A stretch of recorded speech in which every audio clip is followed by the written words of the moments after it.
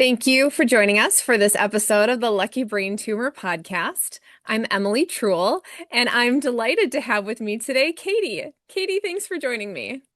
Thanks for having me. So, Katy, why don't you tell me a little bit about getting diagnosed with an acoustic neuroma?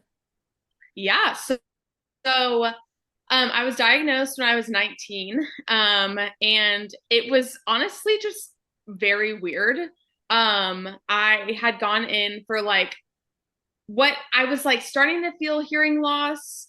I would like talk on the phone with people, and I like couldn't really hear it very well. It started out as like not being loud enough, and then it started to be like a almost like I was underwater, which was really weird. And I was like, this is not normal. And so I went to an ENT in January of 2019, and they were like, you just have water in your medium, like it's fine. And I was like, sure, okay, I don't know, I'm 19 years old, like I've never had a medical condition before, so I was like, okay.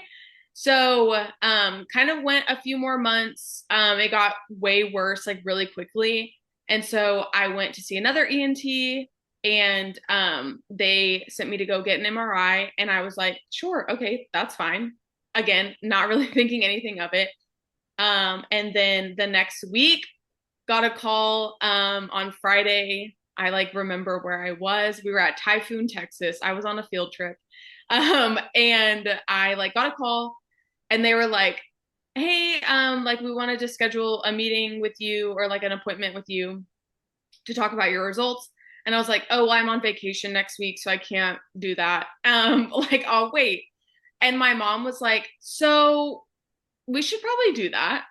And I was like, oh, okay. I'm like still very like, I'm fine. Like this is all fine. And my mom like the entire time knew that like something was not very great. And so called them back. Anyways, I got like a text message on Friday as I was going on vacation, and was like, you've been referred to a neurosurgeon. And I was like, oh, this is good. Yeah. I was like, okay. Um, so we pulled over on the side of the road. I started crying, as one would do if they're referred to a neurosurgeon by text. And we went from there. I had surgery like a month later, maybe like a little over a month later. And I had to like take a semester off of school because I was starting my sophomore year of college. So had to take a semester off for my surgery. Um, yeah. How big was your tumor at the Oh time yes, of thank you. diagnosis? Yes, yeah, 4 centimeters. Of course, that's pretty sizable. And Right. only hearing loss. You didn't have other symptoms? Yes. Yes. Oh, well, okay. So yes, it was mostly hearing loss. There were some balance that like when I got diagnosed, I was like, oh, that makes sense. But I wasn't like, holy crap. I will say I started to ride my bike, and I like could not like stay straight.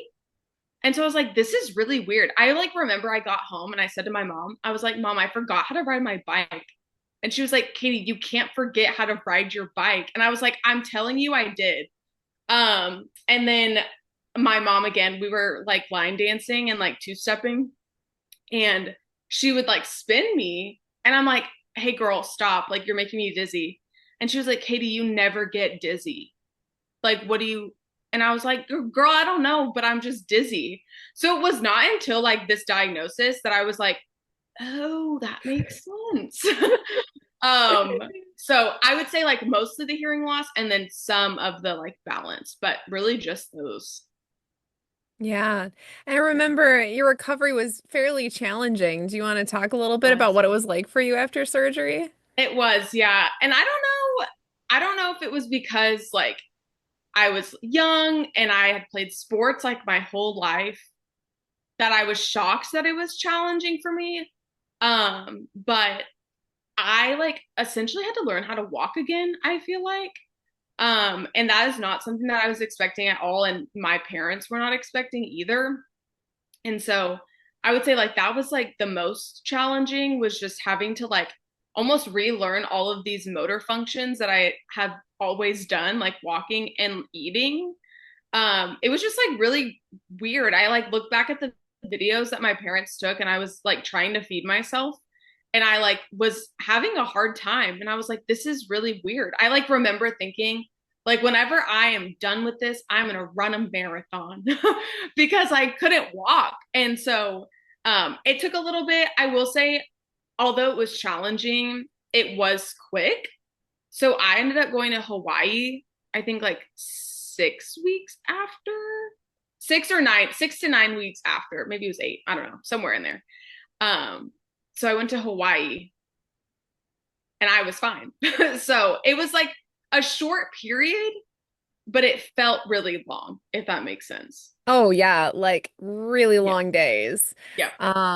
And I know you were using like a walker and things like Yes. that right after surgery. And by the time you went to Hawaii, did you need any sort of accommodation assistance? Nothing. Nothing. Wow. Mm-mm. That is really impressive. And when Yeah. you were having problems eating, was that like trouble swallowing? No, I think it was like the motion of like moving my hand towards I don't know. Like it sounds so crazy. But like your coordination in space, like your Yeah, yeah, spatial skill was gone and you didn't yeah, know where anything was. yeah. Yes. Okay, I that I also I understand. will add my surgery was 16 hours. So I was under anesthesia for like 24, I think, because I think they had like kept me under because I was trying to pull like the tube out of my mouth like during or after my surgery. Um and so I like weirdly remember a lot during my surgery too, which is so strange, but not during the actual surgery, of course, but after. Um, but yeah, so 16 hours. And so I was under anesthesia for a really long time. Something else that I will say, so random, the most pain I had afterwards was my hip on the side that I was laying. Like that was not something that I was expecting. Yes, I had headaches, right? Like as one does after they have brain surgery. But my hip pain was almost I would say the worst. Yeah. And which surgical approach did you have? So this is a good question. They never actually told me. I also didn't get to choose my team because it happened so fast. It was kind of just like hey, you don't really have an option. This is your option. Like you're doing surgery, and these are going to be your people doing surgery. Every time I ask my neurosurgeon or like my team, it's just like you had a craniotomy, and I'm like, okay, good, but what kind? I would assume it's retrosigmoid. Yeah, I would That's think what so too. I would From assume. the from the hip too, because that's Yeah, usually what I right, hear. right. Is hips hurt from retro because of the angle you're at. And Yes. I had translab, so for me it was my neck was super messed up for like a really long Okay. time because you're like cranked. Yeah, my neck was sore, but I think it's because it hadn't moved Hmm. in 16 hours, you know? So I had to do a lot of like moving my neck to like get my muscles back to where they were. So, They really need to invent like a surgical table that like relieves pressure. So like you don't have right? all that weight on your hip. Because I Right. people complain about that all the time is like, I was in that weird position for so long and then like some random part of my body hurt. Which I They guess like that's not what they're thinking about when they're doing surgery. I'm like, that is not their priority when they're doing surgery. but But somebody could think of that. right, maybe we should. Okay. Well, there you go. Yeah. There's your pro tip. Somebody go make money, figure that out. Yeah, come on. Someone do it. I Save the love rest of it. the people out there.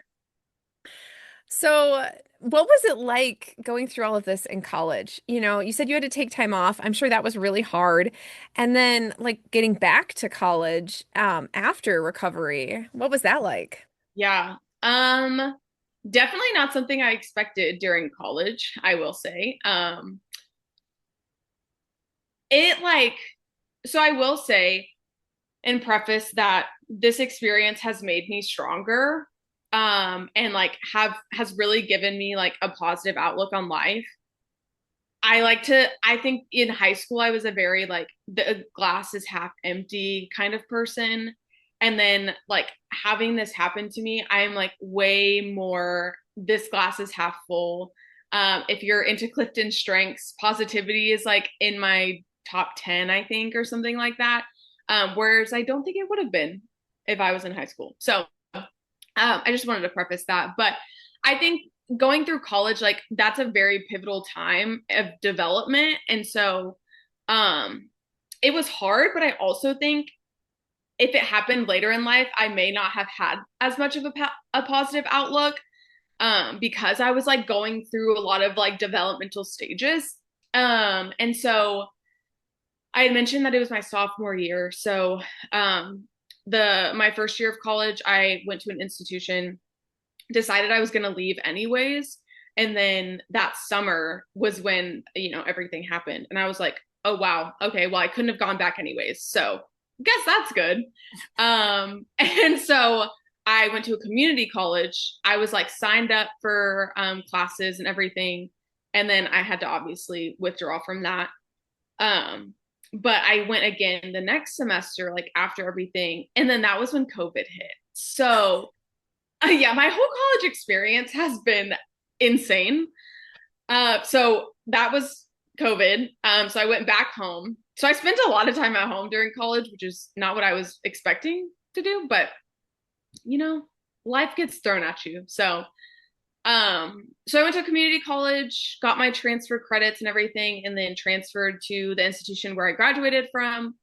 And when I got there, like some of it was part of my personality and I would say like my identity, and then others it wasn't.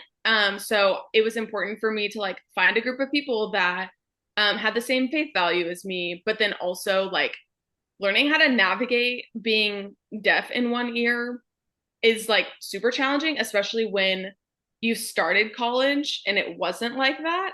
And then now you're in college and you're like, oh, wait, now I have a disability. And I know some people are like, they don't like the word disability, and that's totally fine. If you don't want to call it that, I am like fully embracing it. I embrace it a lot. And it is a disability in my opinion for me. And so that was something definitely hard to navigate, but I think it like opened up a lot of resources on campus for me. And just like really opened my eyes to a lot of different things and like seeing like ADA accessible things that I would have never seen before. And so like now in the work that I do working with college students, I'm able to see like, hey, have we thought about this because of this? Or like, hey, have we considered that this route may not be accessible to everybody? And so it's like given me a new outlook for my job, which has been really cool. So definitely challenging, was not expecting it, but a lot of good has come from it.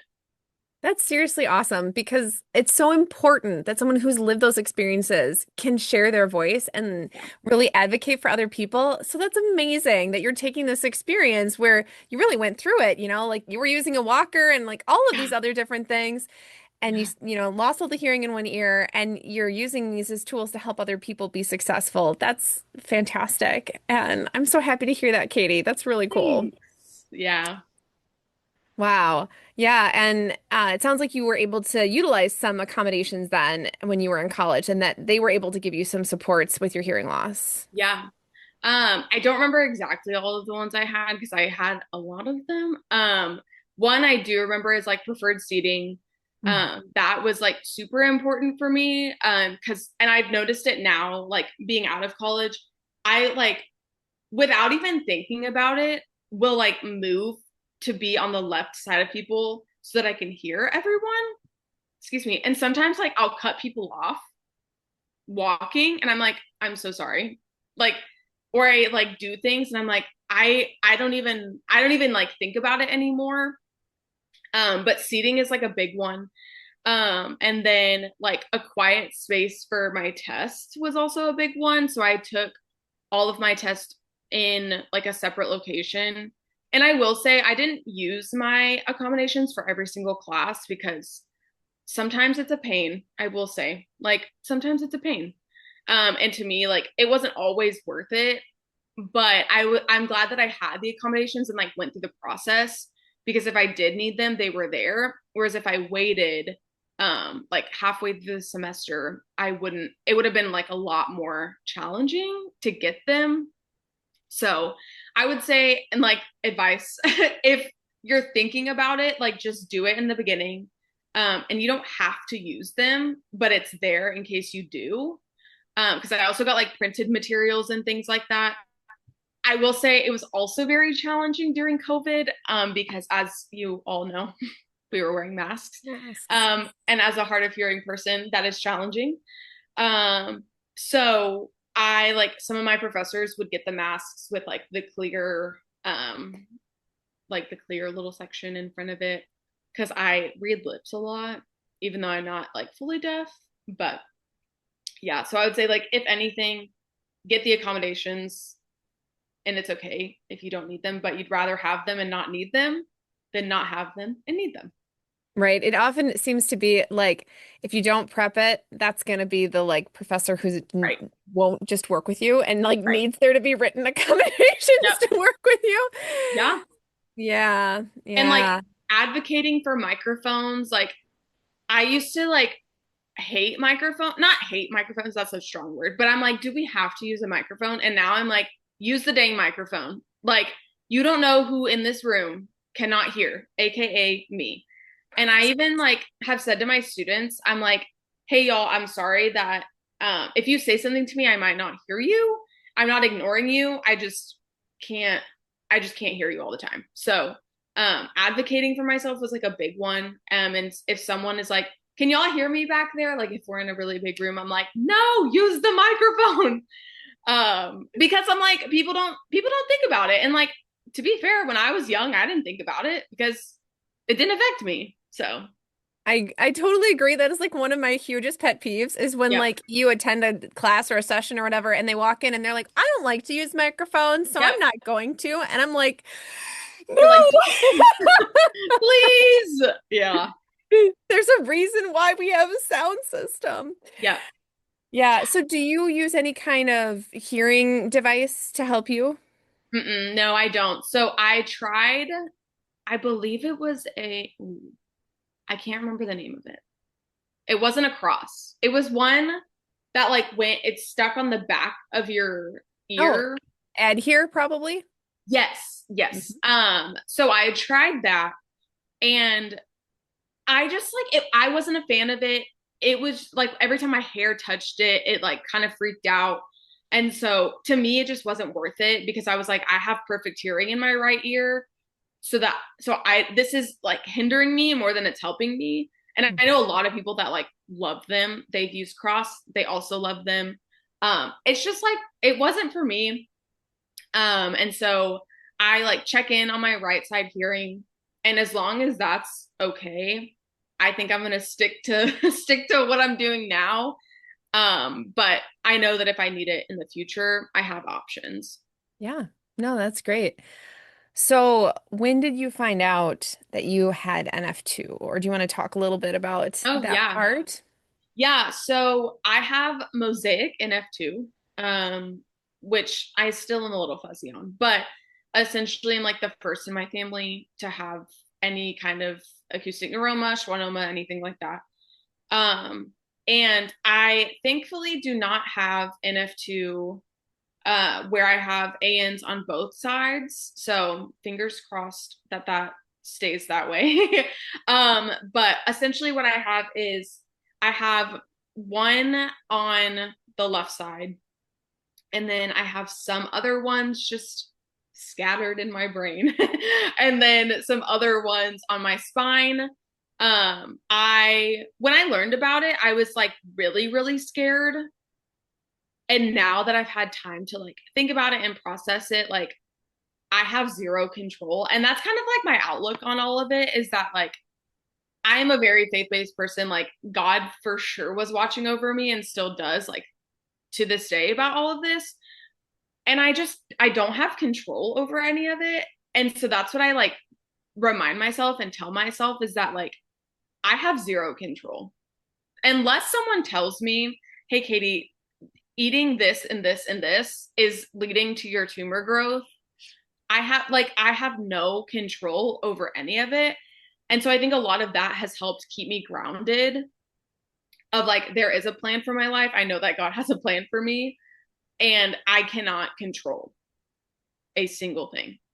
So I would say it was really scary, and I'm still like kind of finding tumors. I will say, like they just kind of pop up, and I'm like, oh, okay, there's another one, and they're hard. Like those are hard days when I learn about that.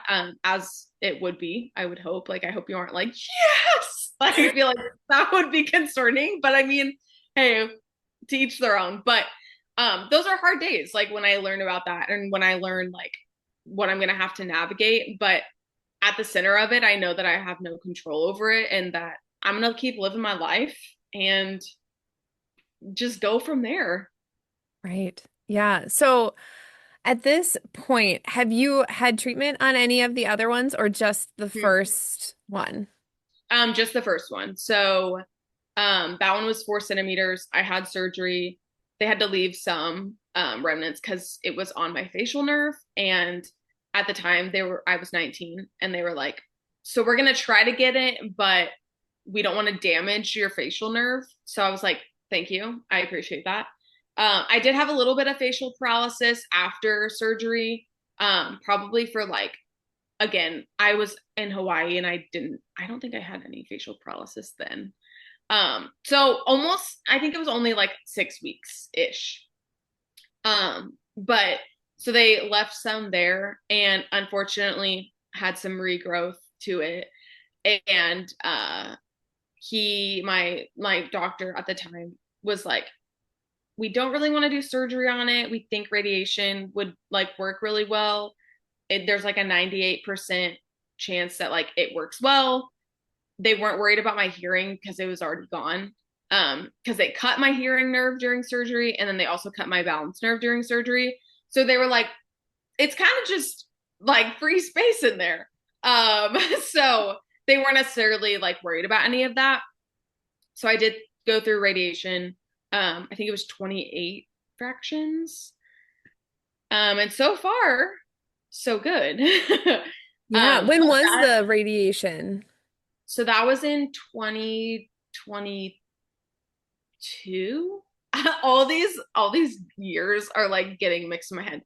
I think it was November 2022 to January 2023 because Okay. it's 28 days like in a row, but there was Christmas and then you don't go on the weekend. So like Christmas and things like that. So Yeah. And did you have any like side effects or things like, did you feel like you really went through anything or was it just sort of no, it's just a walk in the park pretty much? yeah, I Besides the would say fact that like you're tired? yeah, I was gonna say mostly I was just tired. I will say like a little nauseous. Hmm. I'm like nauseous prone anyways though, so I wasn't shocked. But other than that, not really. That's awesome. I know. Yeah. And then no regrowth since Knock radiation. on wood, but no. No, that's like, Yeah. yes, Yeah. celebrate. So I'm That, like, fingers crossed. I do get not like weary, but right, like I'm 26, so hopefully still have a lot of time left in my life. And so I'm like, with that, there's a lot more time for things to grow, which can be daunting. But again, I go back to I have no control. right. Right. So yeah, but then no other like radiation or anything on the other ones yet. Yeah, no, I think that's a really great perspective to have. And just in case people are wondering, why do you get acoustic neuromas? Such a great question. And what we know is there's a misfiring chromosome Yeah, that suppresses tumors. But why the misfiring occurs, we don't know. And so there is no magical supplement or diet or right, don't use a cell phone. Like none of those right. things are going to impact the outcome. Maybe someday we'll know more. Maybe. But at this point, that's what we know. The one exciting thing I would say is that there is research being done on some gene therapy for acoustic neuromas. Yes, I have seen So that. I that's have pretty seen cool. We'll that. have to see what happens with that. But wow. So yeah, I mean that's been a lot Hmm. that you have handled. And so, like day to day now, do you have, besides the hearing loss, do you have a lot of impacts you feel from any of it? Sometimes I get like facial twitching, Mm. I would say. So I don't know if it's like when I'm stressed, honestly, when I'm tired, probably. But that is like really it, I would say. I like work out constantly. Like I go to the gym a lot. And so I it's kind of fun because like they're like, "All right, we're going to work on balance today." And I'm like, "All right, like challenge accepted." And like people in there don't know that I have one balance nerve because I'm like, if all y'all knew in here that I only had one balance nerve, y'all would be like, "Oh dang, she's crazy." But I'm like, I don't know. I like accepting the challenges of that. Um and I would say like the hearing loss is probably the hardest part and like sharing it with people. And I know like we've had conversations about that and like how to share that with people, and like people not understanding. Because when I was diagnosed when I was 19, my friends like didn't believe me, which like to be fair, I was 19. 19-year-olds, they make up stuff.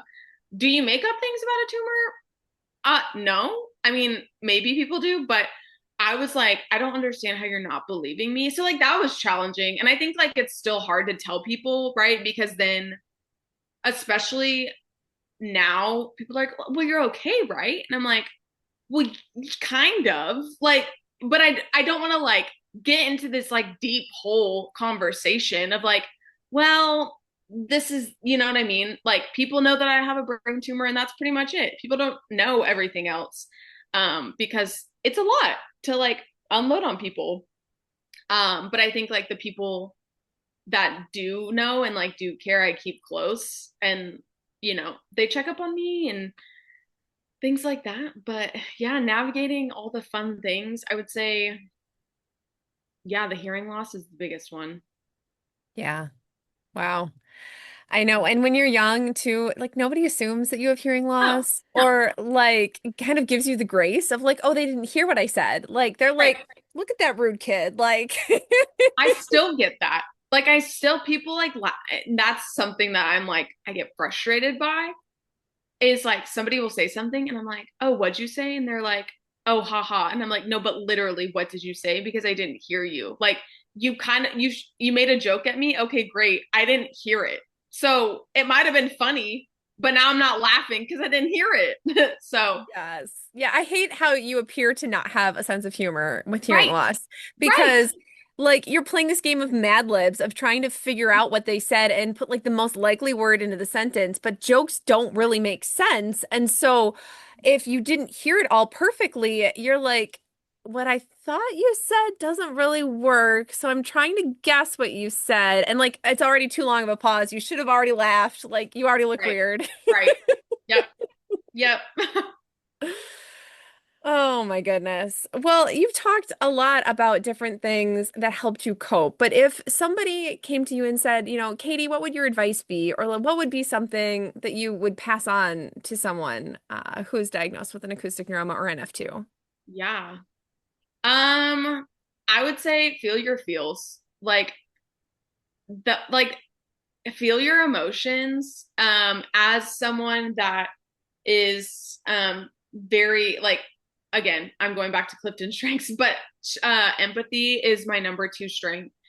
And I feel like a lot of times people just don't feel the feeling and allow themselves to like really sit in it because our world is just so fast paced and busy, and you almost feel like you kind of have to put this like face on and act like you're okay, and you don't, and you shouldn't, because it's scary, and people aren't going to tell you that it's scary. People are going to tell you like, oh, but it'll be okay, like, it's at least it's not cancerous. And you hear all of these comments, and while yes, that's true, it might not be cancerous, that doesn't um undermine like what you're feeling. So I'd say like the biggest part of it is feel your feels, find people that you can talk to about it who are really just gonna like listen and not be those like, well, it's gonna be better kind of people.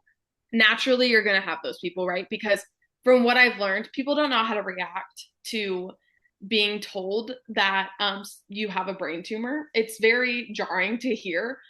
I've started to tell people, okay, are you prepared for this? Like, I I'm going to tell you something that is crazy. I need you to like settle down. I have a non-cancerous brain tumor. Like I feel like I have to say that now. Because like people do say, well, this is not cancerous. And if I had $1 for every time someone told me that, I would be rich. um, but I would say like feel your feels, find your people that you're like able to talk to and like really feel the feels with, and someone that's gonna like empathize with you and not undermine your feelings. And then I would say find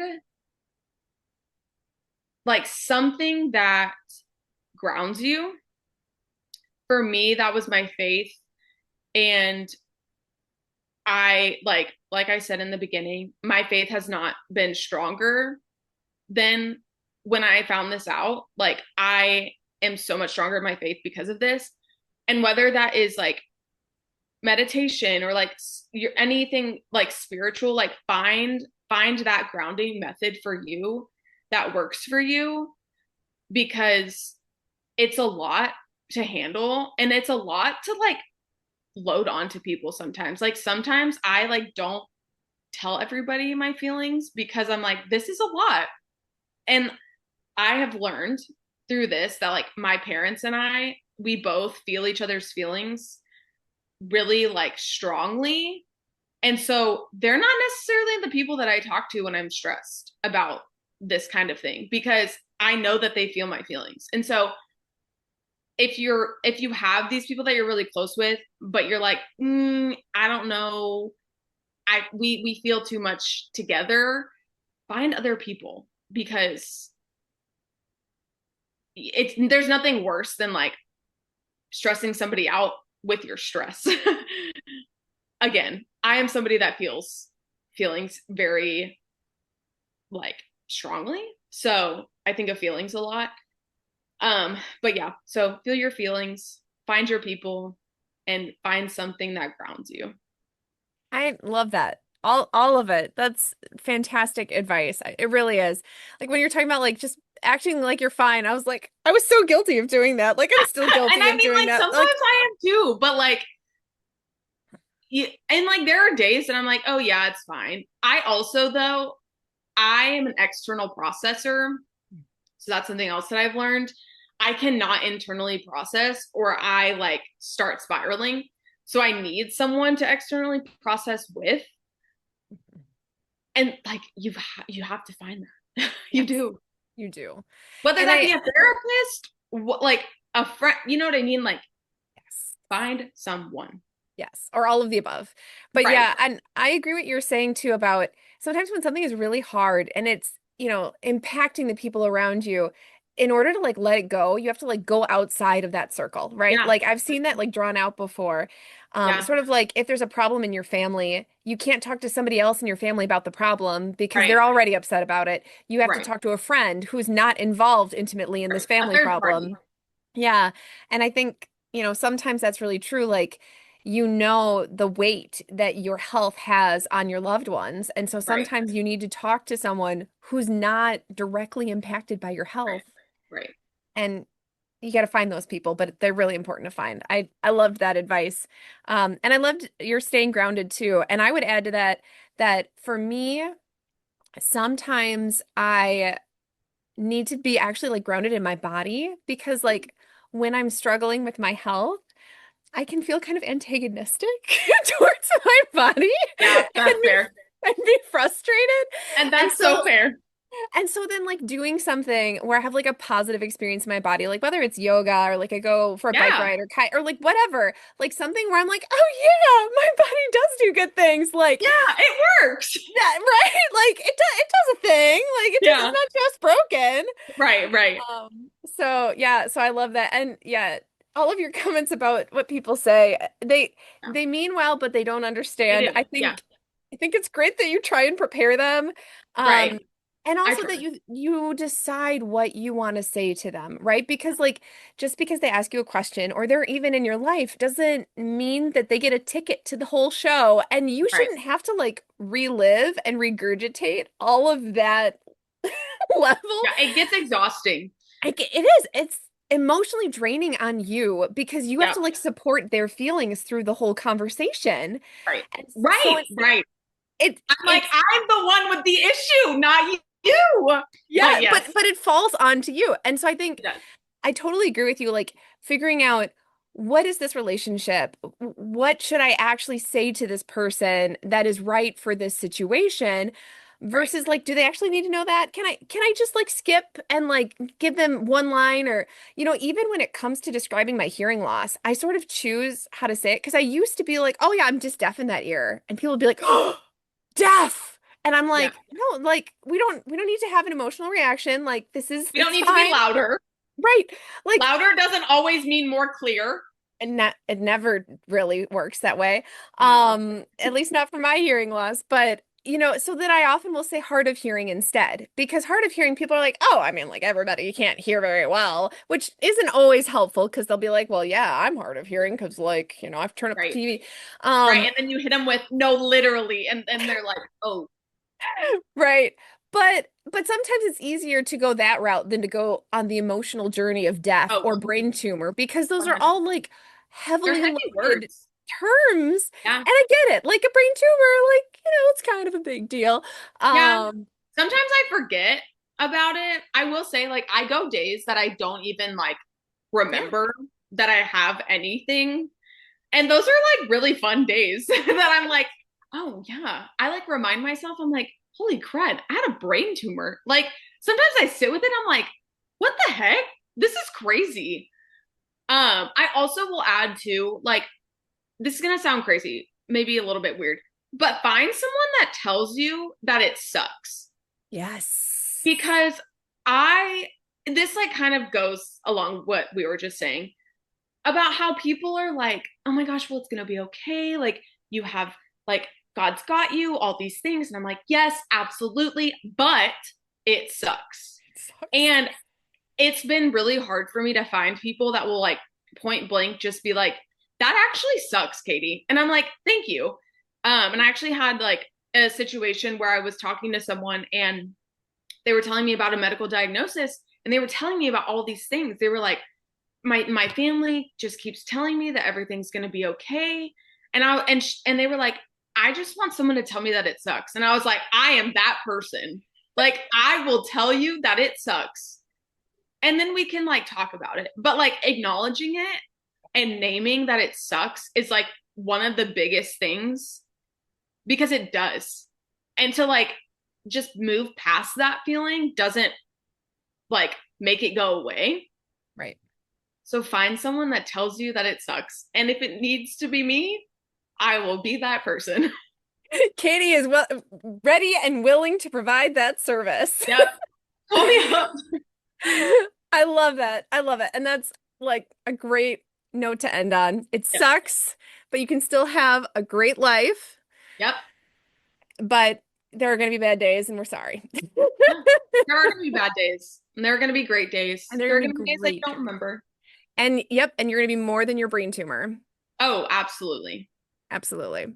Yeah. Awesome. Well, thank you so much, Katy. It's been amazing. Thank you.